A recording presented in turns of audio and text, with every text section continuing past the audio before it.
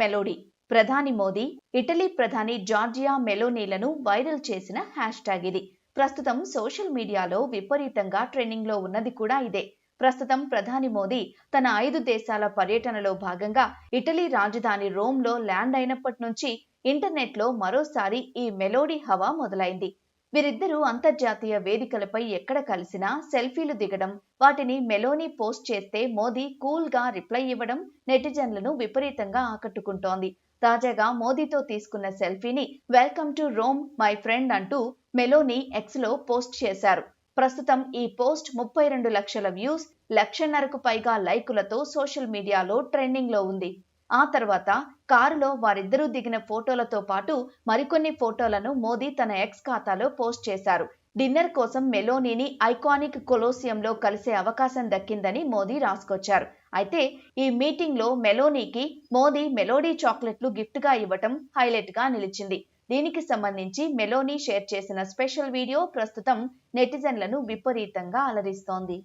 నిజానికి వీరిద్దరి సెల్ఫీల క్రేజ్ 2023 దుబాయ్లో జరిగిన COP28 సమ్మిట్ నుంచే ప్రారంభమైంది. అప్పట్లో మెలోనీ తీసుకున్న సెల్ఫీకి good friends at COP28 Melodi అని మెలోనీ పోస్ట్ చేశారు.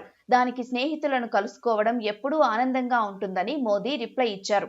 ఆ తర్వాత 2024 ఇటలీ G7 సమ్మిట్ లోనూ వీరి సెల్ఫీ బాగా వైరల్ గా మారింది. ఈ వీడియోలో మెలోనీ నవ్వుతూ hello from the melody team అని చెప్తారు. ఆ పోస్ట్ కు మోదీ స్పందిస్తూ ఇది దీర్ఘకాల ఇండియా ఇటలీ స్నేహబంధమని రీట్వీట్ చేశారు. దౌత్యపరంగా కూడా వీరి మధ్య మంచి బంధం ఉంది. 2023 ఢిల్లీలో జరిగిన G20 సదస్సులో మెలోనీకి మోదీ పటన్ పటోలా స్కార్ఫ్ ను బహుమతిగా ఇచ్చారు. ఆ తర్వాత 2024లో ఇటలీలో జరిగిన G7 సమ్మిట్ లో మెలోనీ మోదీతో పాటు ఇతర దేశాల అధినేతలకు మన భారతీయ శైలిలో నమస్తే చెబుతూ వెల్కమ్ పలికారు. తామిద్దరం బెస్ట్ ఫ్రెండ్స్ అని వీరు స్వయంగా చెప్పుకుంటారు. అయితే అంతర్జాతీయ వేదికలపై వీరిద్దరి సరదా సెల్ఫీలు, డిజిటల్ రిప్లైల వల్లే మోదీ మెలోనీలను నెటిజన్లు మెలోడీగా మార్చారు.